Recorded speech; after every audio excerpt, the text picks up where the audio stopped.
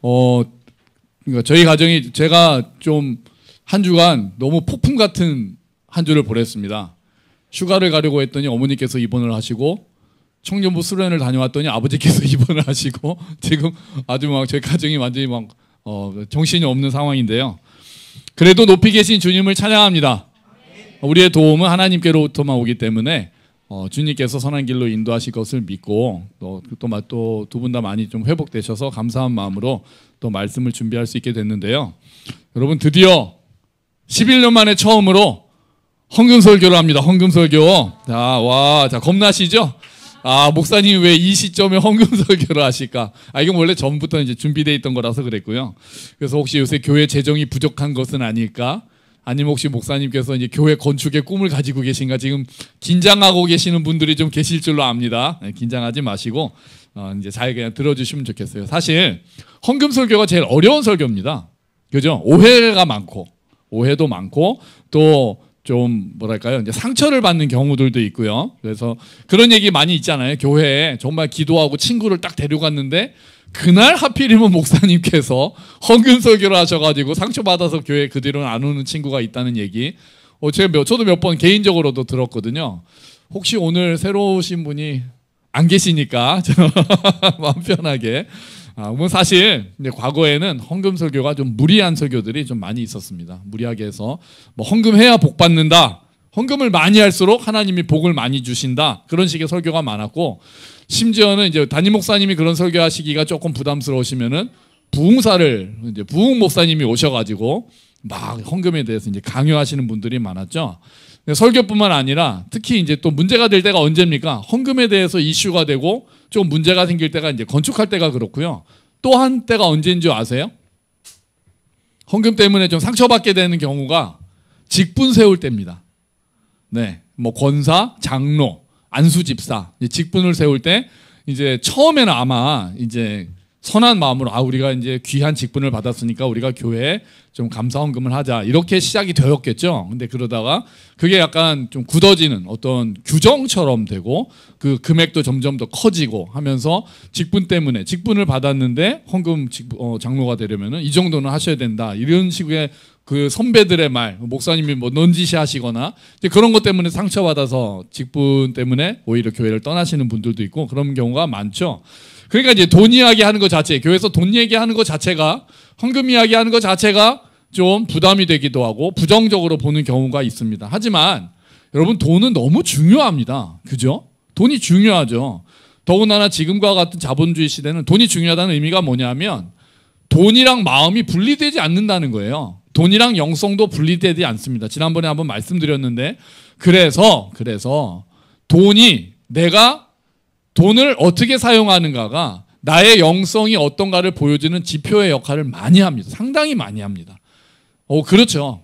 지금 생각해서 내가 뭐 말로 뭐 하나님 믿어요, 뭐 이웃을 사랑해요 하는 것보다 실제로 그 사람이 하나님을 얼마나 믿고 이웃을 얼마나 사랑하는가 하는 거는 시간을 얼마나 내고 있는가, 돈을 얼마나 거기에 쓰고 있는가를 보면은 더 잘 알 수 있는 거죠. 객관적으로, 실제로. 내가 뭐 말로 뭐 아무리 막 사랑을 이야기해도 수고하지 않는다면 그거는 말과 혀로만 사랑하는 경우가 많은 거죠.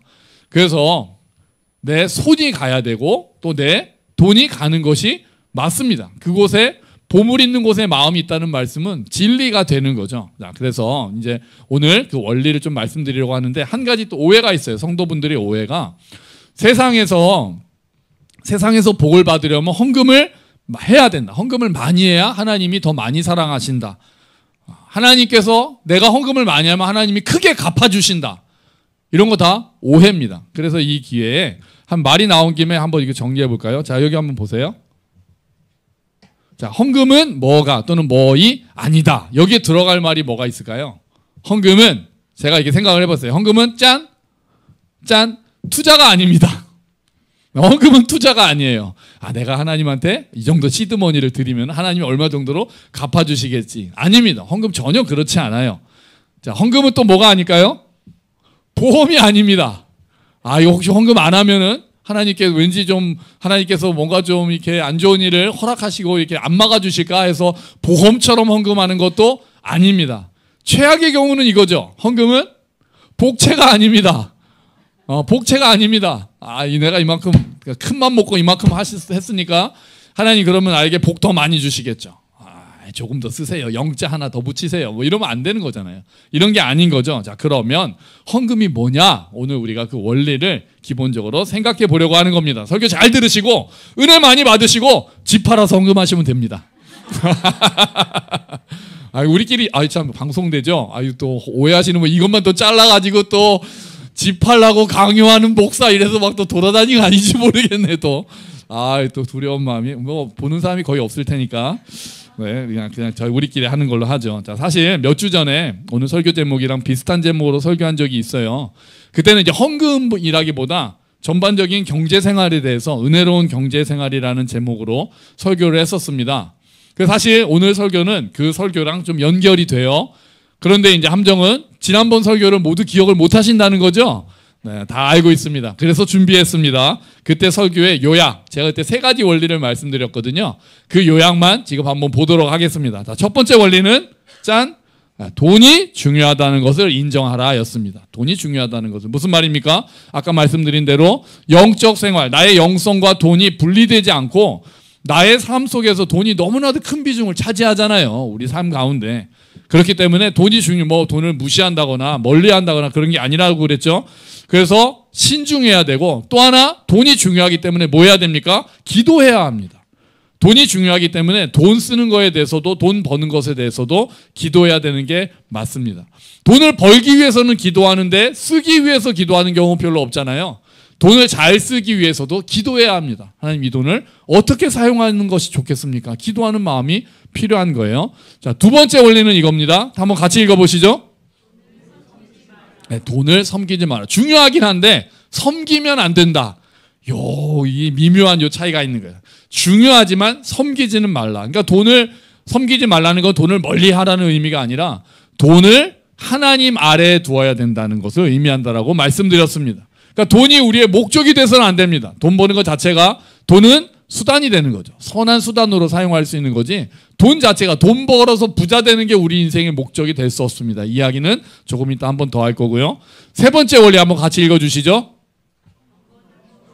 경건을 추구하라. 자, 경건을 추구하라. 이 세 번째 원리였는데요. 내가 지금 경건을 추구하고 있는지 아닌지를 살펴볼 수 있는 지표가 2가지가 있었습니다. 자, 첫 번째 경건의 삶의 지표는 이겁니다. 뭐냐면은 자족입니다. 자족. 내가 얼마나 자족하고 있는가? 하나님께서 내게 주신 것에 대해서 감사하고 자족하고 있는가? 아니면 늘 불평하고 있는가? 이게 내가 경건한 삶을 추구하고 있는가에 대한 지표예요. 또 하나는 뭡니까? 또 하나는 나눔입니다. 나눔에 힘쓰는 것이 참된 경건은 고아와 과부를 돌보는 것이다. 야고보 사도가 이야기하거든요. 그래서 경건의 지표는 내가 정말 지금 경건한 삶을 살고 있는가? 물론 성경 얼마나 읽는가, 기도 얼마나 하는가 이것도 중요한 지표가 되겠지만 삶 가운데서는 내가 지금 감사하며 자족하고 있는가, 그 다음에 내가 나누기에 힘쓰고 있는가, 이게 경건한 삶인가 그걸 살펴보는 지표가 된다는 거예요. 우리가 지난번에 은혜로운 경제생활에서 이 3가지를 말씀드렸어요. 자, 그러면 이제 헌금 생활의 원리에 대해서 이야기를 할 텐데요. 한 가지 우리가 그 전에 생각하실 것은 성경은 물질 세계를 아주 중요하게 생각합니다. 그런 거는 너무 세속적인 거고 우리는 영적인 것만 얘기해야 돼. 아닙니다. 성경은 물질을 중요하게 생각하십니다. 하나님께서 모든 물질을 만드셨거든요. 하나님께서 이 세상을 창조하시고 보시기에 좋았다고 하셨잖아요. 그러니까 하나님이 너무나도 중요하게 생각하시는 거예요. 그리고 우리한테 잘 다스리라고 사명을 주셨잖아요. 그러니까 이 물질 세계, 이 창조 세계, 우리가 가지고 있는 모든 물질, 돈, 이렇게 눈에 보이는 것들도 성경은 너무나도 중요하게 생각하고 기독교는 영혼만 선한 거고 육신은 이렇지 않습니다. 죄된 육신을 벗어버리고 하나님께 영이 살아야 되는 거지 육체 자체가 중요하지 않다거나 이렇게 생각하는 것은 바른 기독교가 아닙니다. 자, 물질 세계가 이렇게 중요하지만 또 기억해야 될 것은 아까 말씀드린 대로 하나님의 다스림 아래에 있어야 된다는 그 원리를 기억해야 된다는 거죠. 사람이 물질을 다스려야 됩니다. 사람이 돈을 다스려야 돼요. 돈이 사람을 다스리면 안 됩니다. 물질은 또한 모든 물질 세계는 하나님의 다스림 아래에 있는 거죠.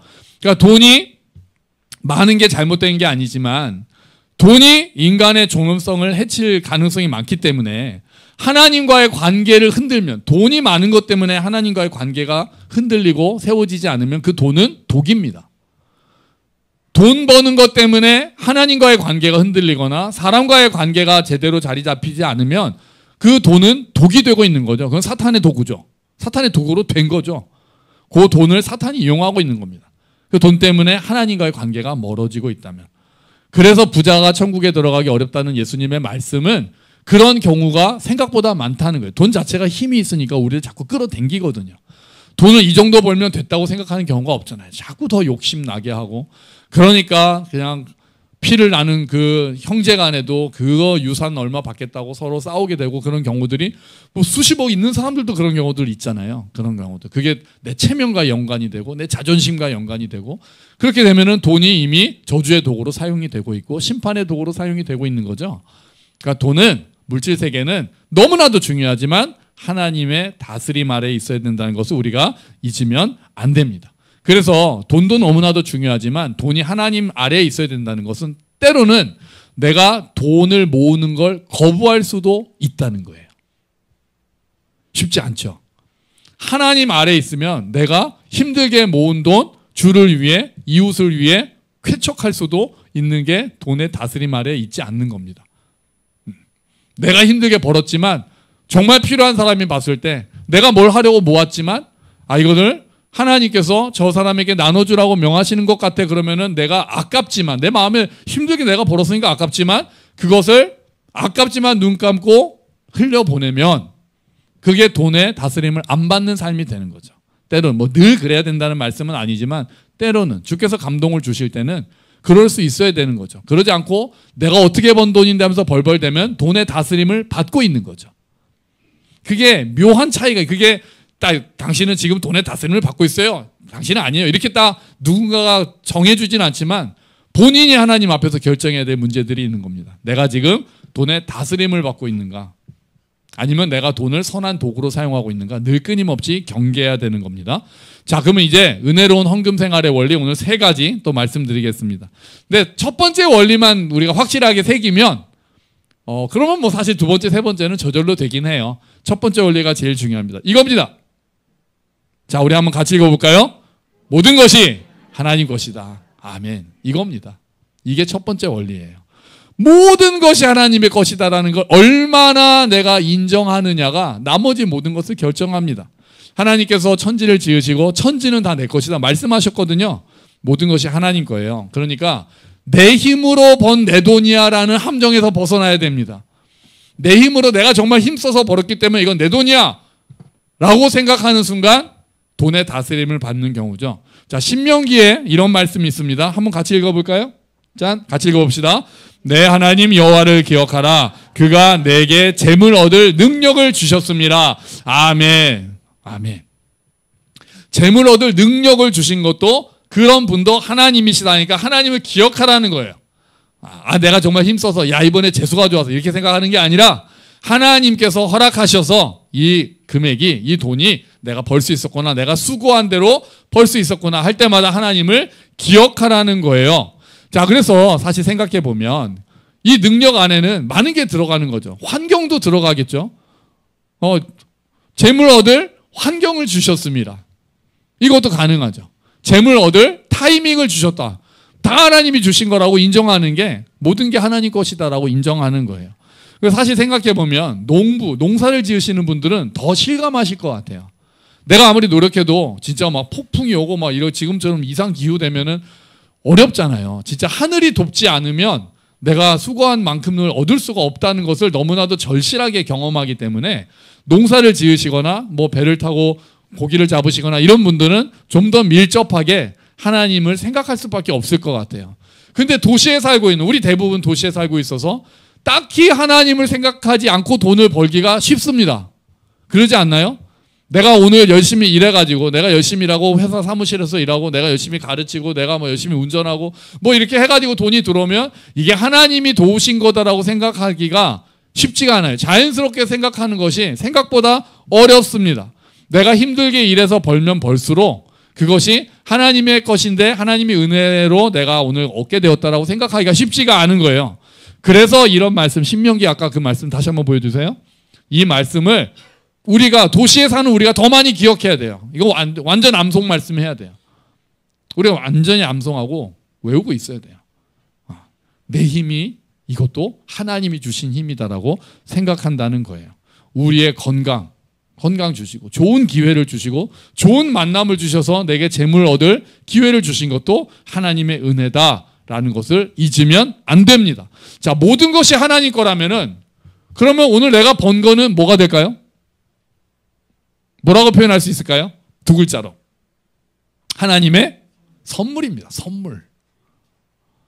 이렇게 연결이 돼야 되는 거예요. 하나님 거니까 내가 누리고 있는 거는 하나님의 선물이다. 이렇게 생각을 해야 되는 거죠. 이게 너무너무 중요합니다. 이 첫 번째 원리가 제일 중요한 거예요. 우리가 누리는 건강, 시간, 가족, 교회, 돈 이런 것들이 모두 하나님이 주신 선물이야. 은혜의 선물이야 라고 얼마나 내가 생각하고 있는가가 그 나머지 돈을 어떻게 사용하는가를 다 좌우한다는 거죠. 그거를 내가 정말 인식하고 정말 절실하게 생각할수록 제대로 헌금을 할 수 있고 제대로 나눌 수 있게 되는 거예요. 헌금은 내 힘으로 번 돈의 일부를 떼어드리는 차원이 아닙니다. 내 인생의 주권이 하나님께 있다는 것을 인정하는 고백의 행위가 되는 거죠. 이 모든 것이 하나님 것이라는 사실을 잊지 않기 위한 표현으로 하나님께 드리는 거예요. 하나님, 이게 다 하나님 겁니다. 감사합니다. 그래서 드리는 거예요. 감사의 표현이고 믿음의 표현이 되는 거예요. 그러니까 구체적인 거에 있어서 너무 막 이렇게 세세히 따지면서 그 어떤 커트라인에 걸치려고 그렇게 생각하지 마세요. 예를 들면은 11조를 세금 전 11조를 해야 돼요. 세금 떼고 나서 돈으로 11조 해야 돼요. 아니면 생활비에 11조만 하면 돼요. 지금 매달 이자가 나가는데 그거는 빼고 이런 거 물어보지 마세요. 이런 거 물어보지 마세요. 또 애들은 이런 사람도 있대요. 아빠가 11조 내고 남은 돈으로 나한테 용돈 줬으니까 나는 안 해도 되는 거 아니야? 이해가 되시죠? 아빠가 11조 내고 남은 돈으로 나한테 용돈을 주신 거니까 나는 따로 안 해도 되는 거 아니야? 그렇게까지 머리가 돌아가는 애들이 있다는 거예요.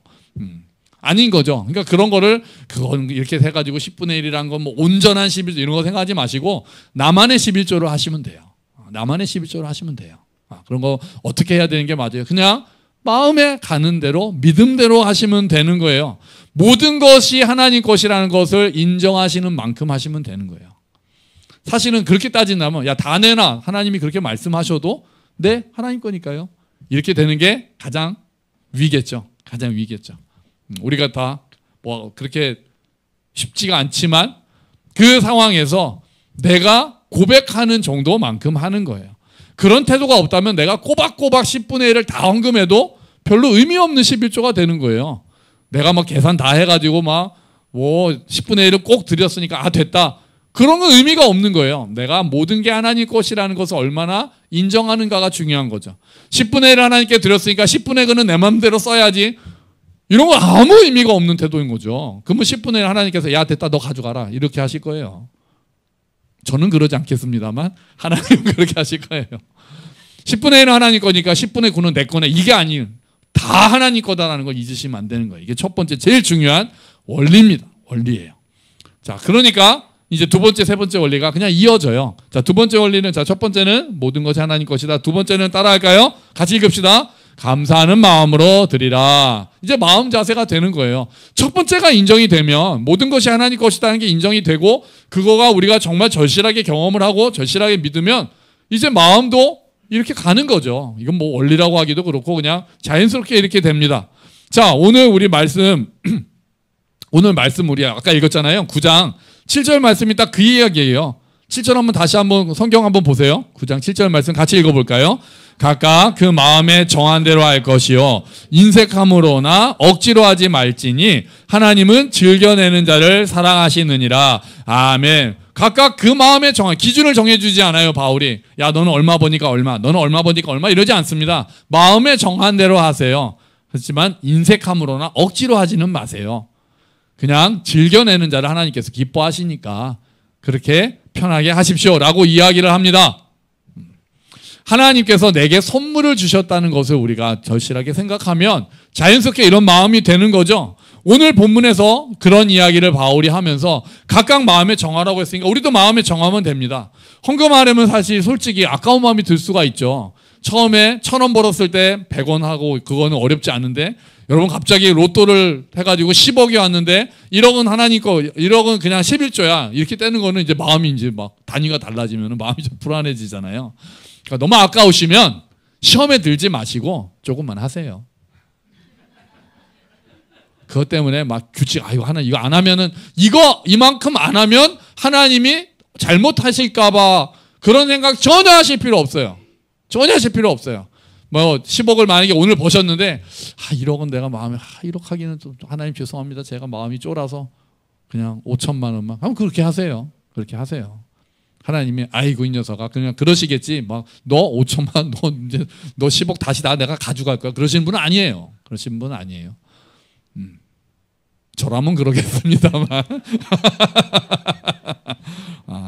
하나님의 은혜를 깊이 깨달으면 내 마음으로 되기 시작하는 게 그 마음이 담긴 그 재물이 그게 하나님께서 받으시는 헌금이 되는 거예요. 내 마음이 담긴 만큼 내 마음이 담긴 만큼이 하나님 받으시는 거예요. 그러니까 어떤 기준이 뭐지? 어떻게 하나님 눈밖에 안 나지? 이런 생각하시지 마시고 내가 감사함이 있는 만큼 내가 깨달은 만큼 내가 믿는 만큼 하는 거예요. 그렇습니다. 자, 마지막 원리 볼까요? 자, 세 번째, 다시 첫 번째 원리는 읽어봅시다. 모든 것이 하나님 것이다. 두 번째는요, 감사하는 마음으로 드리라. 자, 세 번째 같이 읽어봅시다. 나눔의 삶을 힘쓰라. 아멘. 이겁니다. 나눔의 삶을 힘쓰라. 헌금을 한다는 거는 내가 나만을 위해 쓰지 않고 하나님과 이웃을 사랑하는 마음으로 쓰겠습니다라고 고백하는 거거든요. 그러니까 이 사실 세 번째도 첫 번째 원리에서 당연히 이어지는 거죠. 모든 것이 나에게 주는 하나님의 선물이다 생각하면, 모든 것이 하나님 것이고 내가 선물을 받았다 생각하면 이게 목적이 되지는 않는 거예요. 수단이 되는 거죠. 우리의 목적은 뭡니까? 여러분 삶의 목적이 뭡니까? 나중에 파이어족, 은퇴 빨리 돈 많이 벌어서 은퇴해서 파이프라인 만들어서 나중에 여행 가고 싶은 거 다니고 먹고 싶은 거 많이 먹고 부자 되고 그게 삶의 목적인가요? 그게 삶의 목적이면 말이 안 되는 거죠. 말이 안 되는 거예요. 그리스도인이. 하나님 안 믿는 사람이죠. 우리 삶의 목적은 그게 아니죠. 그거는 우리 삶의 목적은 뭡니까? 하나님을 사랑하고 이웃을 사랑하는 게 우리 삶의 목적이에요. 그럼 우리가 동일해야 돼요. 우리 삶의 목적은 하나님을 사랑하고 이웃을 사랑하는 거예요. 그러기 위해서 하나님이 허락하신 선물이 많으면 그걸 가지고 어떻게 내가 하나님을 사랑할까? 어떻게 이웃을 사랑할까? 기도하는 거죠. 그리고 고민하고 그런 삶을 추구하는 게 그리스도인의 삶이 되는 거죠. 물질은 우리의 그 목적, 하나님을 사랑하고 이웃을 사랑하는 그 목적을 실현하는 도구가 되는 거예요.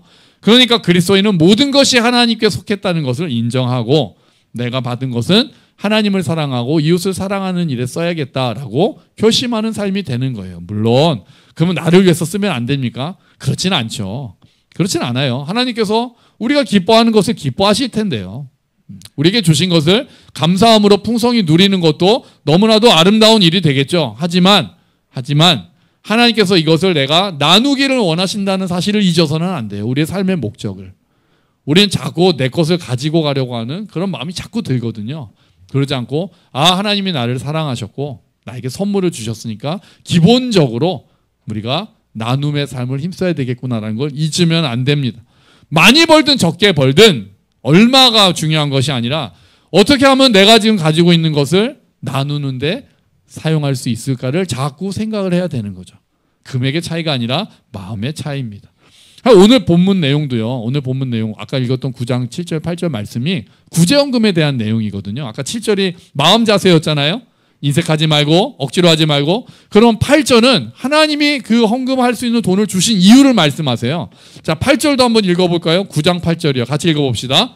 하나님이 능히 모든 은혜를 너희에게 넘치게 하시나니 이는 너희로 모든 일에 항상 모든 것이 넉넉하여 모든 착한 일을 넘치게 하게 하려 하심이라. 아멘. 하나님이 우리에게 넉넉하게 주시는 이유는 착한 일을 넘치게. 우리 지난주 설교 기억나세요? 지지난주죠? 선한 일. 착한 일을 넘치게 하게 하시려고 우리한테 허락하셨다는 거예요. 넉넉하게. 그 선한 일이 뭐겠어요? 하나님을 사랑하고 이웃을 사랑하는 일에 쓰는 거죠. 그거 하라고 우리에게 넘치게 은혜를 주셨다. 바울은 그렇게 이야기하고 있는 거예요.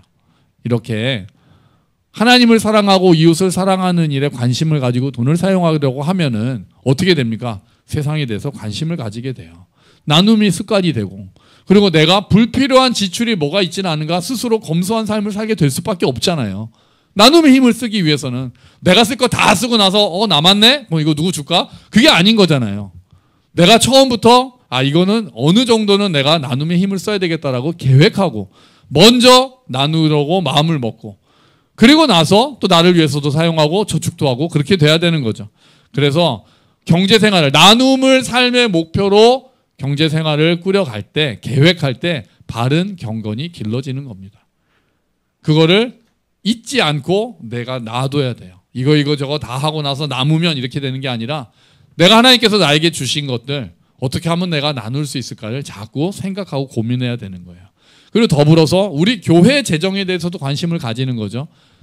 우리 재정이 지금 얼마나 있는가에도 관심을 가져야 되겠지만 그보다도 어떻게 쓰고 있는지도 관심 가져야죠. 우리 교회가 재정을 어떻게 쓰고 있는가. 지금 우리 교회가 나눔으로 선교와 구제로 사용하고 있는 게 기준이 20%예요. 재정이 20%. 그래서 매년 말에 결산할 때 20%가 안 되면은 그 다음에 추가 지출을 해서라도 20%는 우리가 채우자. 물론 제가 이제 개인적으로 바라기는 이게 점점 늘어나면 좋겠죠. 30%, 40%. 그렇게 되면 좋겠어요. 그래서 정말 도움이 필요한 사람들 많이 도울 수 있으면 좋겠습니다. 그런 헌금을 잘 흘려보내는 그렇게 되는 교회가 됐으면 좋겠어요. 여러분 거기서 관심을 가지고 여러분도 기도해 주셔야 합니다. 자, 앞에서 헌금은 보험도 아니고 투자도 아니고 복채는 더더욱 아니라고 말씀드렸어요. 그러면 헌금은 한마디로 말하면 뭐라고 할 수 있을까요? 헌금은 신앙 고백이라고 할 수 있을 것 같습니다. 헌금은 신앙 고백이에요. 하나님께서 모든 것을 다스리신다는 것을 고백하는 거고, 하나님께서 나에게 선물로 주신 것이라는 것을 고백하는 거예요. 그리고 그 은혜에 응답하는 거예요. 헌금은 그런 겁니다. 자, 우리가 그렇게 믿음을 고백하며 기쁜 마음으로 감사하면서 하나님께 드리고, 그리고 나눔의 삶에 힘쓰는, 그래서 하나님의 풍성함을 나만 경험하는 것이 아니라 우리가 함께 경험하고 어려운 세상 가운데 있는 사람들과 함께 경험하게 되는, 그런 나누게 되는 그런 가정이 되고 개인이 되고 그렇게 은혜로운 헌금 생활을 하는 저와 여러분이 되시기를, 그런 우리 교회가 되기를 주의 이름으로 축원합니다. 아멘. 우리 같이 기도하죠.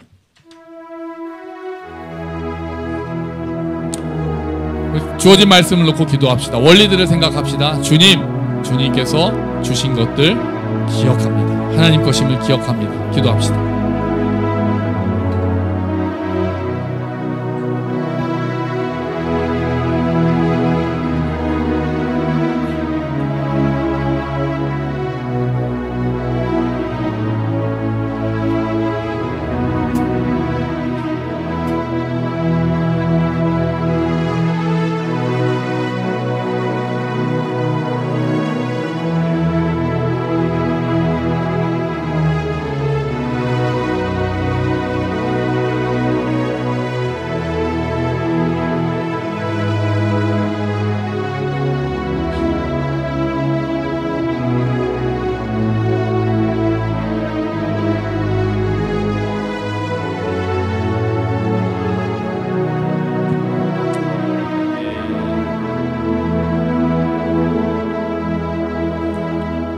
하나님, 모든 것이 하나님의 것임을 고백합니다. 주님, 그 믿음이 우리 가운데 깊이 새겨지기를 원합니다. 그래서 우리가 누리고 있는 것이 하나님의 선물임을 잊지 않기를 원합니다. 우리에게 수고한 대로 거둘 수 있는 능력과 환경과 여러 가지를 허락하신 하나님의 은혜를 잊지 않는 우리 모두가 될 수 있도록 주님 도와주시옵소서. 그래서 우리가 우리만 가지는 것이 아니라 나눔의 삶에 힘쓰고 감사하는 마음으로, 자원하는 마음으로 하나님께 드리며 함께 기뻐하는 가정, 함께 기뻐하는 공동체가 되도록 주님 은혜를 베풀어 주시옵소서. 예수 그리스도의 이름으로 기도합니다. 아멘.